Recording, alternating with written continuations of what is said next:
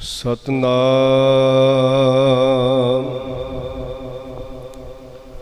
ਧੰਨ ਵਾਹਿਗੁਰੂ ਸਾਹਿਬ ਜੀ।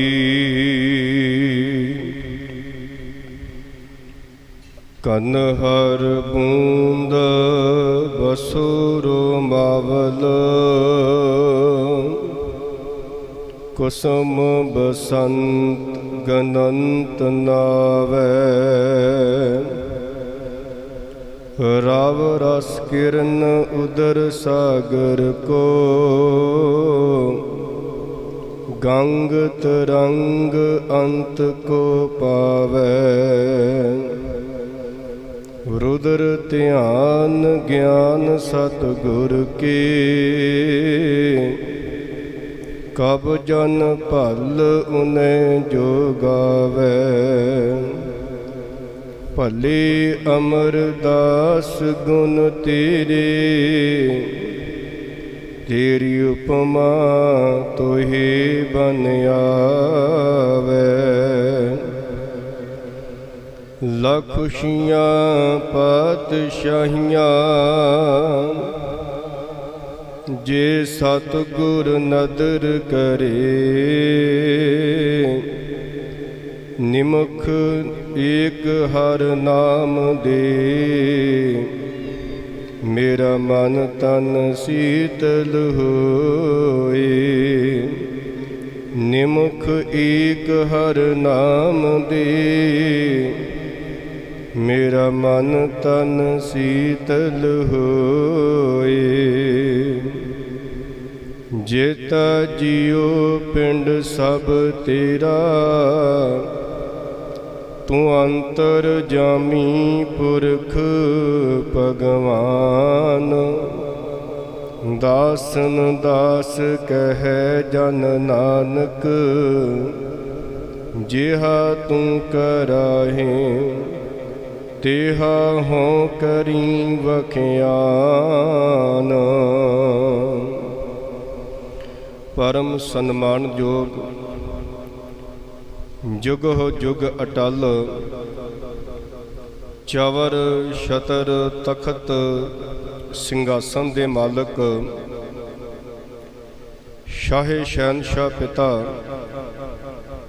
ਜਾਗਤ ਜੋਤ ਸ਼ਬਦ ਗੁਰੂ, ਧੰਨ ਧੰਨ ਸ੍ਰੀ ਗੁਰੂ ਗ੍ਰੰਥ ਸਾਹਿਬ ਸੱਚੇ ਪਾਤਸ਼ਾਹ ਜੀ। ਸਤਿਗੁਰਾਂ ਦੀ ਸਾਜੀ ਨਵਾਜੀ ਗੁਰੂ ਰੂਪ ਖਾਲਸਾ ਸਾਧ ਸੰਗਤ ਜੀਓ। ਵਡਭਾਗੇ ਹਾਂ ਸਤਿਗੁਰਾਂ ਦੀ ਅਪਾਰ ਅਪਾਰ ਬਖਸ਼ਿਸ਼ ਰਹਿਮਤ ਦੇ ਸਦਕਾ, ਦੁਨਿਆਵੀ ਕੰਮ ਧੰਦਿਆਂ ਨੂੰ ਸੰਕੋਚ ਕਰਕੇ ਕਦਮ ਕਦਮ ਚੱਲ ਗੁਰੂ ਦਰਬਾਰ ਦੀਆਂ ਆਪ ਜੀ ਹਾਜ਼ਰੀਆਂ ਭਰ ਰਹੇ ਹੋ। ਅੱਜ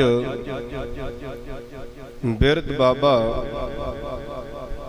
ਧੰਨ ਧੰਨ ਗੁਰੂ ਅਮਰਦਾਸ ਪਾਤਸ਼ਾਹ ਜੀ ਦਾ ਪ੍ਰਕਾਸ਼ ਦਿਹਾੜਾ ਹੈ। ਸਭ ਤੋਂ ਪ੍ਰਥਮ ਆਪ ਸੰਗਤਾਂ ਨੂੰ ਪਾਤਸ਼ਾਹ ਜੀ ਦੇ ਪ੍ਰਕਾਸ਼ ਦਿਹਾੜੇ ਦੀਆਂ ਬਹੁਤ ਬਹੁਤ ਵਧਾਈਆਂ, ਮੁਬਾਰਕਬਾਦ। ਆਓ ਰਹਿੰਦੇ ਸਮੇਂ ਦੇ ਅੰਦਰ ਪਾਤਸ਼ਾਹ ਦੇ ਜੀਵਨ ਦੇ ਨਾਲ ਸਾਂਝ ਪਾਈਏ। ਵਿਚਾਰ ਕਥਾ ਦੀ ਆਰੰਭਤਾ ਤੋਂ ਪਹਿਲਾਂ ਅਸੀਸ ਬਖਸ਼ੋ, ਜਿੱਥੇ ਆਪ ਜੀ ਤਨ ਕਰਕੇ ਹਾਜ਼ਰੀਆਂ ਭਰ ਰਹੇ ਹੋ, ਉਥੇ ਮਨੋਬਿਰਤੀਆਂ ਨੂੰ ਇਕਾਗਰ ਕਰ ਗੁਰੂ ਚਰਨਾਂ ਵਿੱਚ ਆਪਣਾ ਧਿਆਨ ਜੋੜੀਏ। ਸਤਿਗੁਰੂ ਕਲਗੀਧਰ ਪਾਤਸ਼ਾਹ ਦੀ ਬਖਸ਼ੀ ਹੋਈ ਫਤਿਹ ਦੇ ਨਾਲ ਸਾਂਝ ਪਾਈਏ। ਕੋਈ ਵੀ ਰਸਨਾ ਵਾਂਝੀ ਨਾ ਰਹੇ। ਸਾਰੇ ਜੀ ਉਚਾਰਨ ਕਰੋ ਜੀ, ਵਾਹਿਗੁਰੂ ਜੀ ਕਾ ਖਾਲਸਾ, ਵਾਹਿਗੁਰੂ ਜੀ ਕੀ ਫਤਿਹ। ਧੰਨ ਗੁਰੂ ਅਮਰਦਾਸ ਪਾਤਸ਼ਾਹ, ਜਿਨ੍ਹਾਂ ਦਾ ਪ੍ਰਕਾਸ਼ ਬਾਬਾ ਤੇਜ ਭਾਣ ਜੀ ਦੇ ਗ੍ਰਹਿ ਵਿਖੇ 1479 ਈਸਵੀ ਨੂੰ ਪਿੰਡ ਬਾਸਰਕੇ ਜ਼ਿਲ੍ਹਾ ਅੰਮ੍ਰਿਤਸਰ ਸਾਹਿਬ ਵਿਖੇ ਹੋਇਆ। ਗੁਰੂ ਅਮਰਦਾਸ ਮਹਾਰਾਜ ਗੁਰੂ ਨਾਨਕ ਪਾਤਸ਼ਾਹ ਜੀ ਤੋਂ 10 ਸਾਲ ਛੋਟੇ ਹਨ। 10 ਸਾਲਾਂ ਦਾ ਫਰਕ ਹੈ। ਗੁਰੂ ਨਾਨਕ ਦੇਵ ਮਹਾਰਾਜ ਜੀ 10 ਸਾਲ ਵੱਡੇ ਹਨ। ਗੁਰੂ ਅਮਰਦਾਸ ਮਹਾਰਾਜ ਜੀ 10 ਸਾਲ ਛੋਟੇ ਹਨ। ਗੁਰੂ ਅਮਰਦਾਸ ਮਹਾਰਾਜ 4 ਭਰਾ ਹਨ। ਬਾਬਾ ਤੇਜਭਾਨ ਜੀ ਦੇ 4 ਪੁੱਤਰ ਨੇ। ਭੱਟ ਸਾਹਿਬਾਨਾਂ ਨੇ ਗੁਰੂ ਅਮਰਦਾਸ ਮਹਾਰਾਜ ਜੀ ਦੇ ਪਿਤਾ ਜੀ ਦਾ ਨਾਮ ਵਰਤਿਆ ਹੈ। ਸਵਈਆਂ ਵਿੱਚੋਂ ਆਪਾਂ ਪੜ੍ਹਦੇ ਹਾਂ, ਭਲੋ ਪੁਹਾਲ ਤੇਜੋ ਧਨਾ ਨਿਰਪਤ ਨਾਥ ਨਾਨਕ ਬਲ। ਗੁਰੂ ਅਮਰਦਾਸ ਮਹਾਰਾਜ ਜੀ ਦੇ ਪਿਤਾ ਦਾ ਨਾਮ ਆਇਆ ਗੁਰੂ ਅੰਗਦ ਦੇਵ ਸੱਚੇ ਪਾਤਸ਼ਾਹ ਮਹਾਰਾਜ ਜੀ ਦੇ ਪਿਤਾ ਦਾ ਨਾਮ ਆਇਆ। ਭੱਟ ਸਾਹਿਬਾਨਾਂ ਨੇ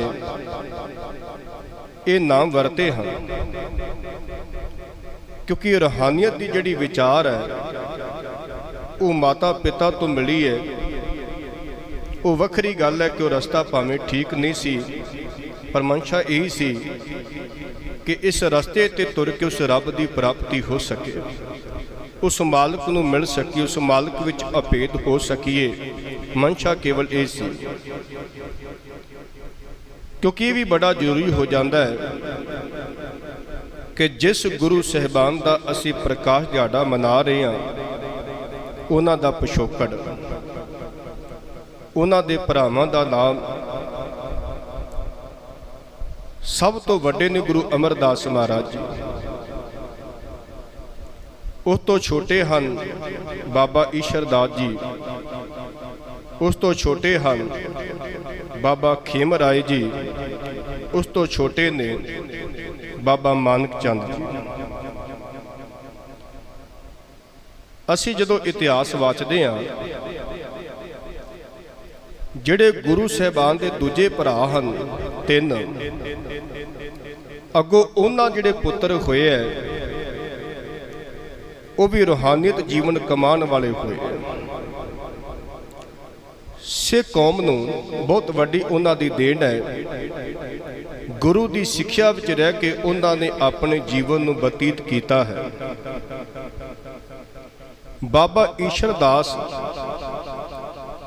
ਉਹਨਾਂ ਦੇ ਘਰ ਜਿਹੜਾ ਪੁੱਤਰ ਪੈਦਾ ਹੋਇਆ ਹੈ ਉਹਨਾਂ ਦਾ ਨਾਮ ਭਾਈ ਗੁਰਦਾਸ ਜੀ ਹੈ।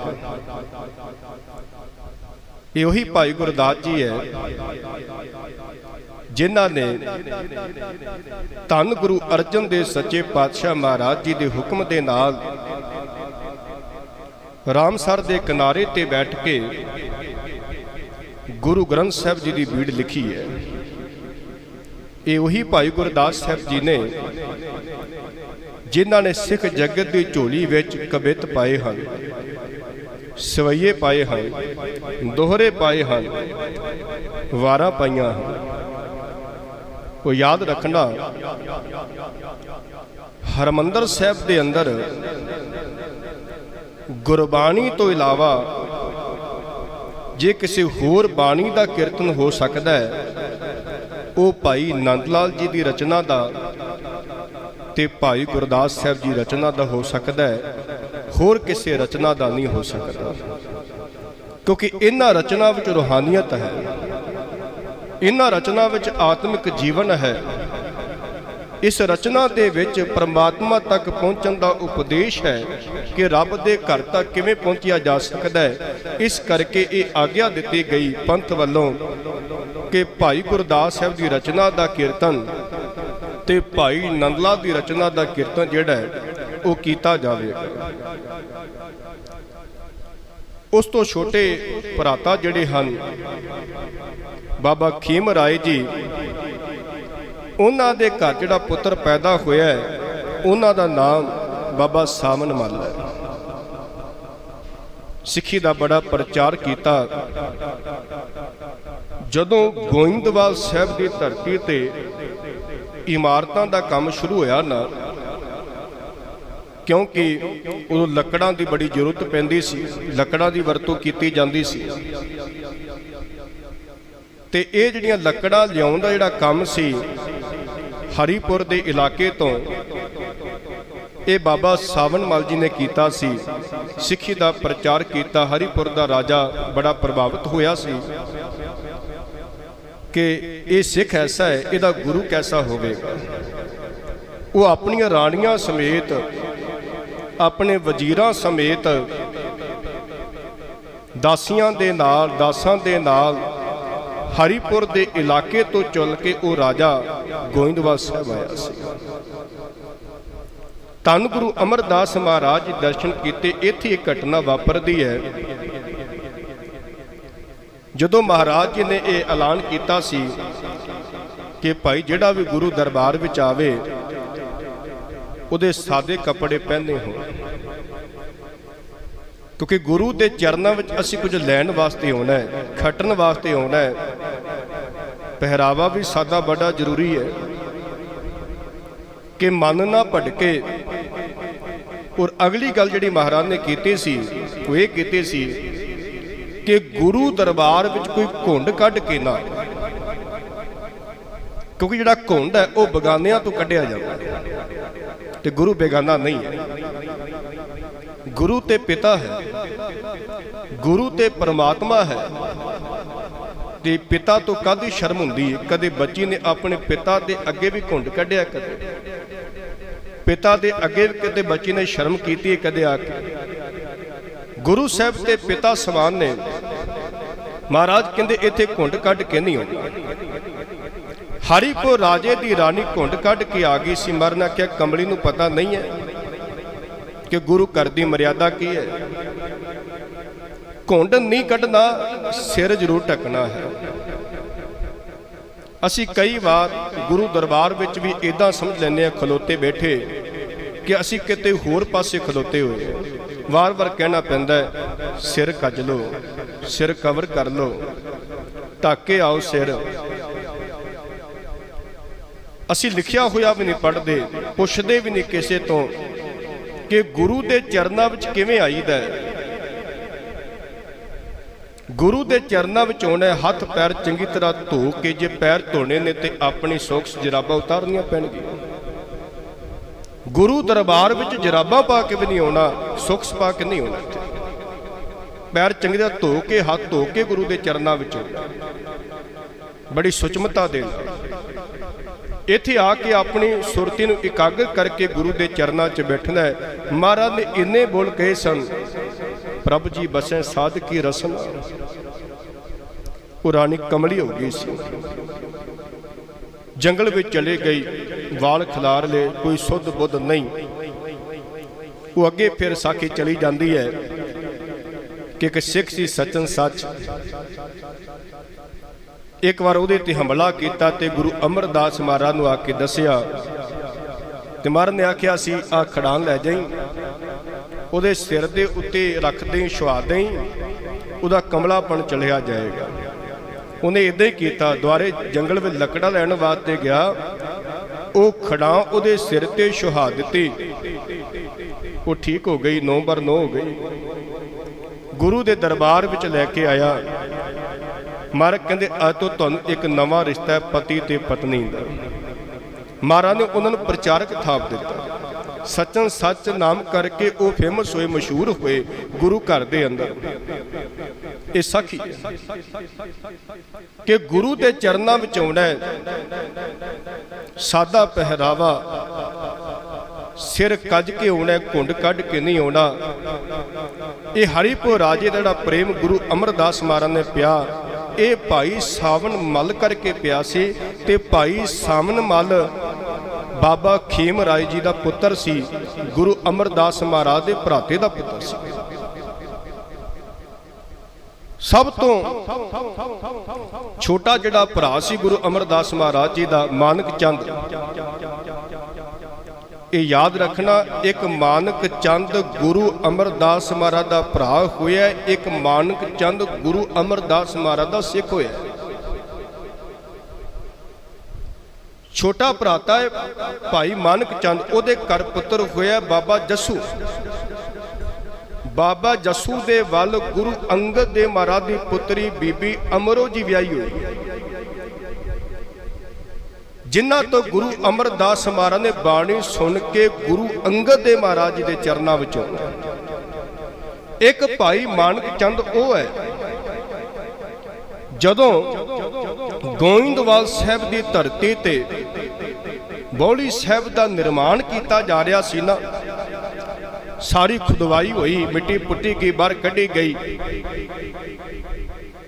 ਤੇ ਅਖੀਰ 'ਚ ਉਹ ਹਿੱਸਾ ਧਰਤੀ ਦਾ ਆਇਆ, ਕੱਢ ਆਇਆ, ਜਿਹਦੇ ਟੁੱਟਣ ਤੋਂ ਬਾਅਦ ਇੱਕੋ ਦਮ ਪਾਣੀ ਵਿੱਚ ਭਰ ਜਾਣਾ ਸੀ। ਬੌਲੀ ਸਾਹਿਬ ਦੇ ਪਾਣੀ ਨੂੰ ਉਛਲ ਕੇ ਉੱਪਰ ਆਉਣਾ ਸੀਗਾ, ਤੇ ਉੱਥੇ ਖਤਰਾ ਇਹ ਸੀ, ਡਰ ਇਹ ਸੀ ਕਿ ਜਿਹਨੇ ਕੱਢ ਤੋੜਨਾ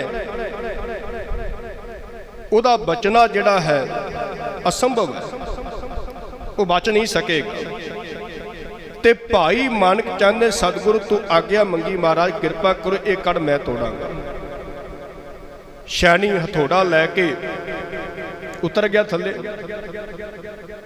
ਜਦੋਂ ਕੱਢ ਟੁੱਟਾ ਤੇ ਇੱਕੋ ਦਮ ਪਾਣੀ ਜ਼ੋਰ ਦੇ ਨਾਲ ਉੱਪਰ ਵੱਲ ਵਧਿਆ, ਤੇ ਸੁਭਾਵਿਕ ਬਾਤ ਸੀ ਭਾਈ ਮਾਨਕ ਚੰਦ ਨੇ ਡੁੱਬਣਾ ਸੀਗਾ। ਬਜ਼ੁਰਗ ਮਾਤਾ ਸੀ ਗਈ, ਉਹ ਰੋਂਦੀ ਕਰਲਾਉਂਦੀ ਆਈ, ਕਿਸੇ ਨੇ ਦੱਸਿਆ ਤੇਰਾ ਪੁੱਤਰ ਡੁੱਬ ਗਿਆ। ਸੇਵਾ ਕਰਦਾ ਹੋਇਆ ਉਹ ਬੁੱਧੜੀ ਮਾਂ ਗੁਰੂ ਅਮਰਦਾਸ ਮਹਾਰਾਜ ਜੀ ਦੇ ਚਰਨਾਂ ਵਿੱਚ ਆਈ, ਪਾਤਸ਼ਾਹ ਸਿਰ ਦਾ ਸਾਈਂ ਨਹੀਂ,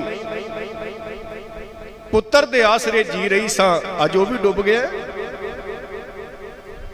ਇਹ ਬਜ਼ੁਰਗੀ ਦੀ ਅਵਸਥਾ, ਅਖੀਰ ਵਾਲੇ ਪਲ ਕਿਹਦੇ ਆਸਰੇ ਬਤੀਤ ਕਰਾਂਗੀ ਮੈਂ। ਤੇ ਗੁਰੂ ਅਮਰਦਾਸ ਮਹਾਰਾਜ ਆਖਿਆ, ਮਾਂ ਨਾਂ ਕੀ ਰੱਖਿਆ? ਕਹਿੰਦੇ ਮਾਨਕ ਚੰਦ। ਕਹਿੰਦੇ ਮਾਨਕ ਤਰਦੇ ਆ, ਉਹ ਡੁੱਬਦੇ ਨਹੀਂ ਹੁੰਦੇ। ਉਸੇ ਵਕਤ ਭਾਈ ਮਾਨਕ ਚੰਦ ਉੱਪਰ ਆ ਗਿਆ ਸੀ। ਇੱਕ ਮਾਨਕ ਚੰਦ ਉਹ ਹੈ ਜਿਹੜਾ ਗੁਰੂ ਅਮਰਦਾਸ ਮਹਾਰਾਜ ਦਾ ਸਿੱਖ ਹੋਇਆ। ਗੁਰੂ ਅਮਰਦਾਸ ਸੱਚੇ ਪਾਤਸ਼ਾਹ ਮਹਾਰਾਜ ਜੋ ਉਹ ਛੋਟਾ ਵਪਾਰ ਕਰਦੇ, ਇੱਕ ਖੇਤੀਬਾੜੀ ਆਪਣੀ,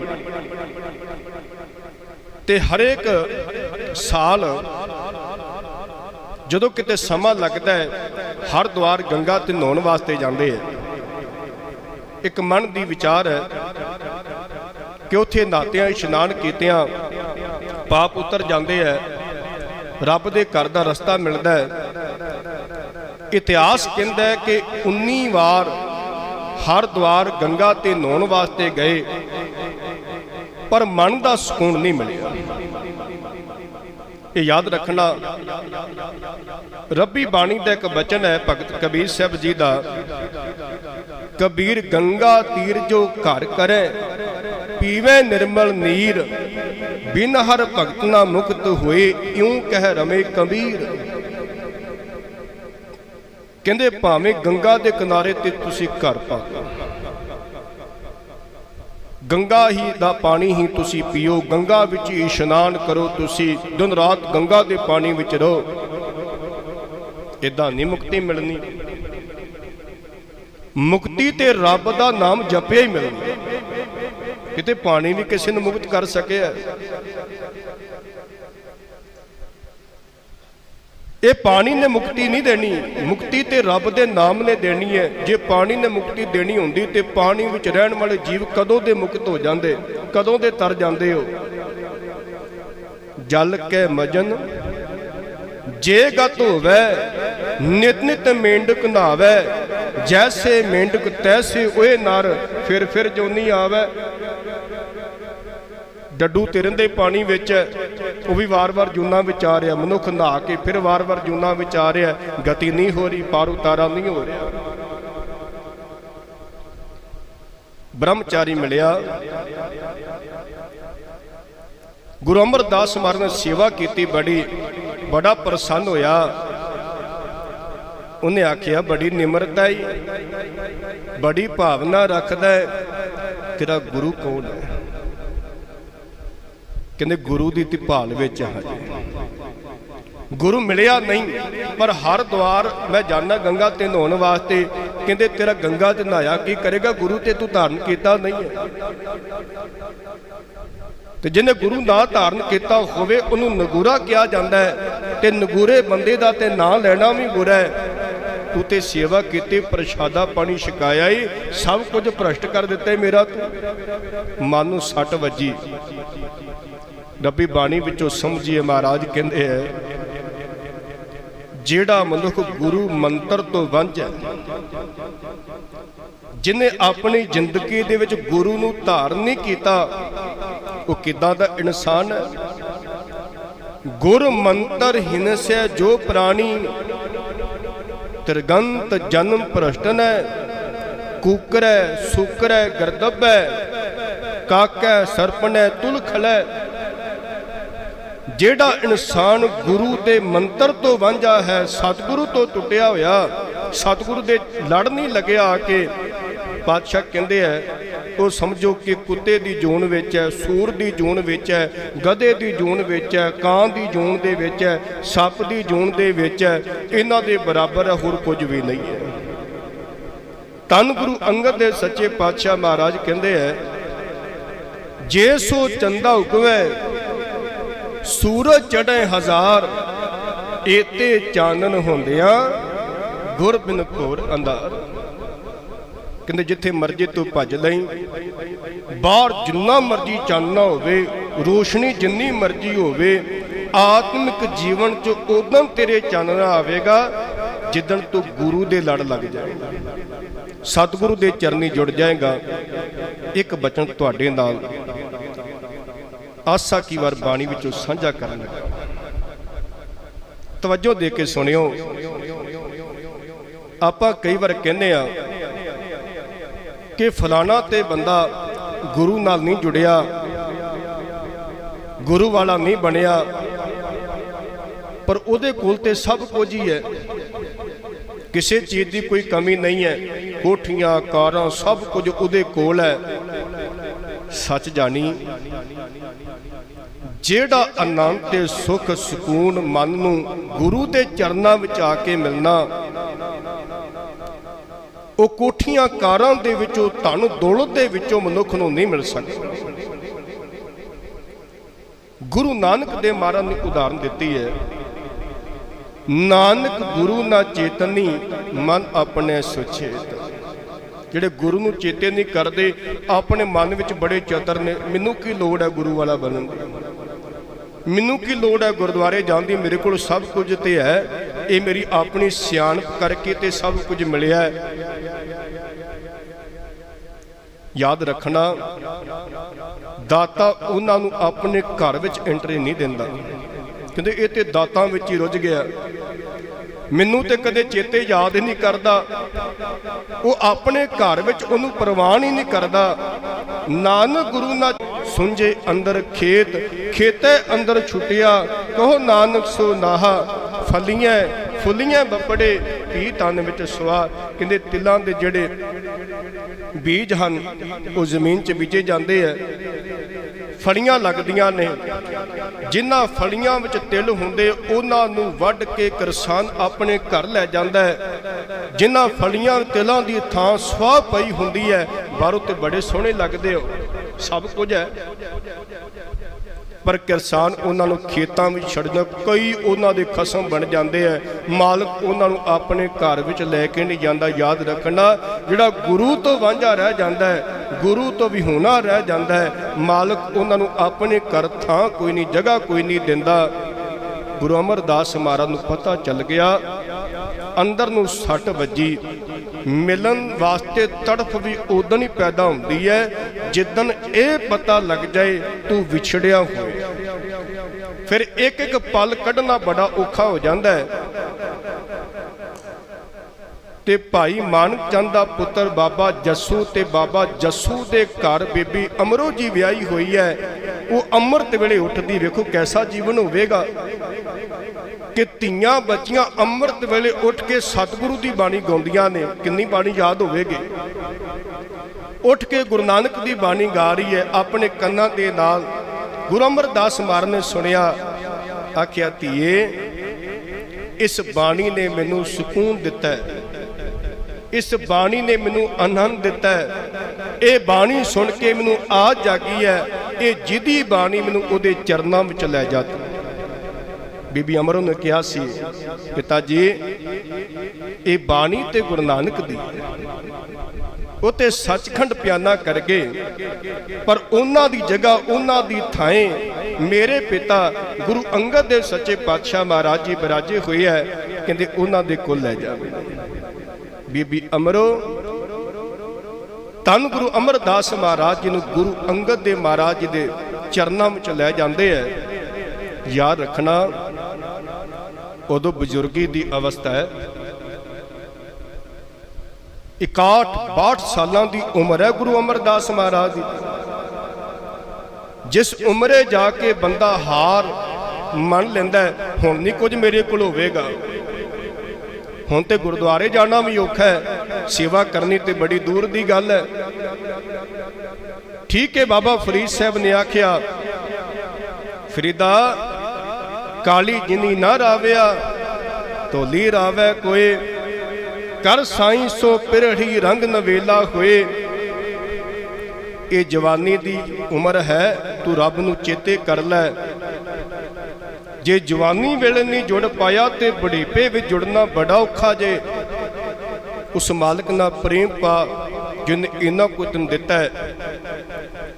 ਫਿਰ ਅੱਗੇ ਗੁਰੂ ਅਮਰਦਾਸ ਮਹਾਰਾਜ ਕਹਿੰਦੇ, ਬਾਬਾ ਫਰੀਦ ਸਾਹਿਬ ਜੀ ਇਹ ਤੇ ਰੱਬ ਦੀ ਦਾਤ ਹੈ, ਜ਼ੋਰ ਦੇ ਨਾਲ ਉਹਦੇ ਕੋਲ ਲਈ ਵੀ ਨਹੀਂ ਜਾ ਸਕਦੀ। ਫਰੀਦਾ ਕਾਲੀ ਢੋਲੀ ਸਾਹਿਬ ਸਦਾ ਹੈ, ਜੇ ਕੋ ਚਿਤ ਕਰੇ ਆਪਣਾ ਲਾਇਆ ਪਿਰਮ ਨਾ ਲੱਗੀ।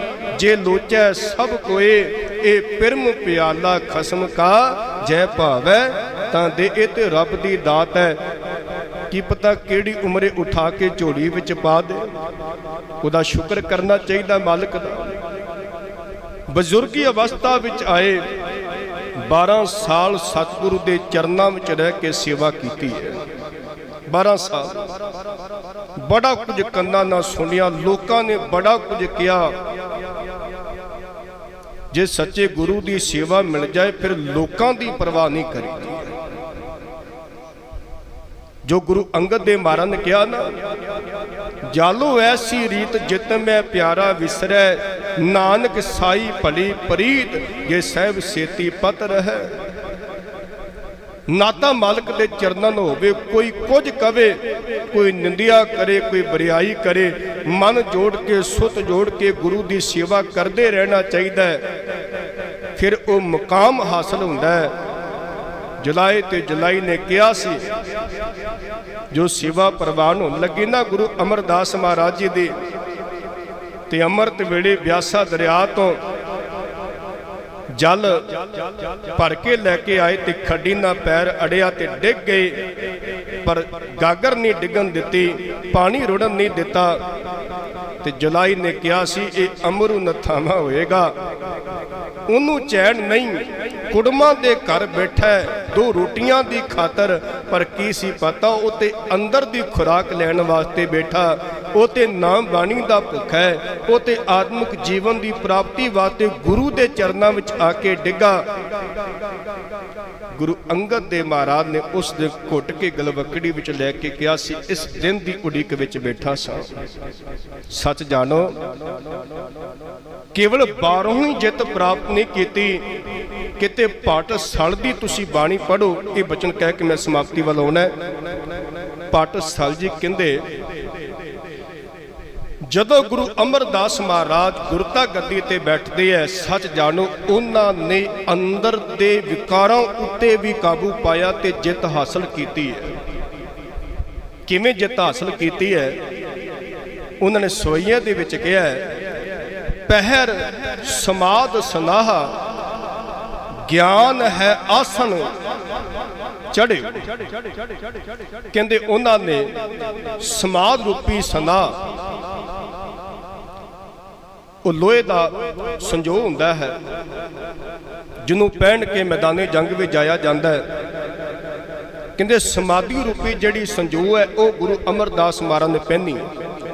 ਗਿਆਨ ਰੂਪੀ ਘੋੜੇ ਦੇ ਉੱਤੇ ਸਤਿਗੁਰੂ ਮਹਾਰਾਜ ਨੇ ਆਪਣਾ ਆਸਣ ਲਾਇਆ ਹੈ।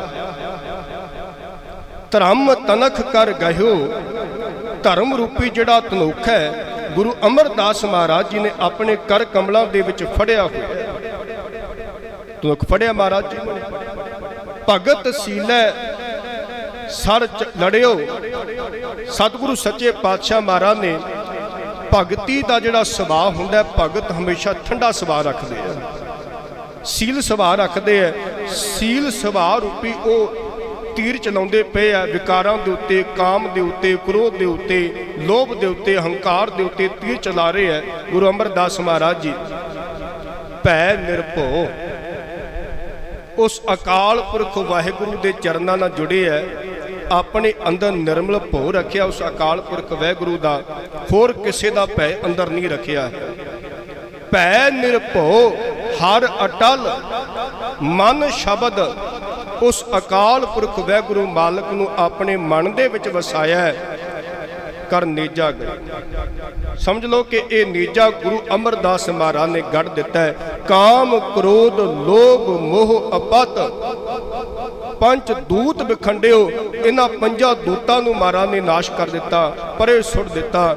ਭਲੋ ਪੁਹਾਲ ਤੇਜੋ ਤਨ ਭਲਿਆਂ ਦੀ ਕੁਲ ਦਾ ਸ਼੍ਰੋਮਣੀ ਗੁਰੂ ਨਾਨਕ ਦੀ ਕਿਰਪਾ ਦੇ ਨਾਲ ਇਹ ਰਾਜਿਆਂ ਦੇ ਰਾਜੇ ਬਣ ਗਏ।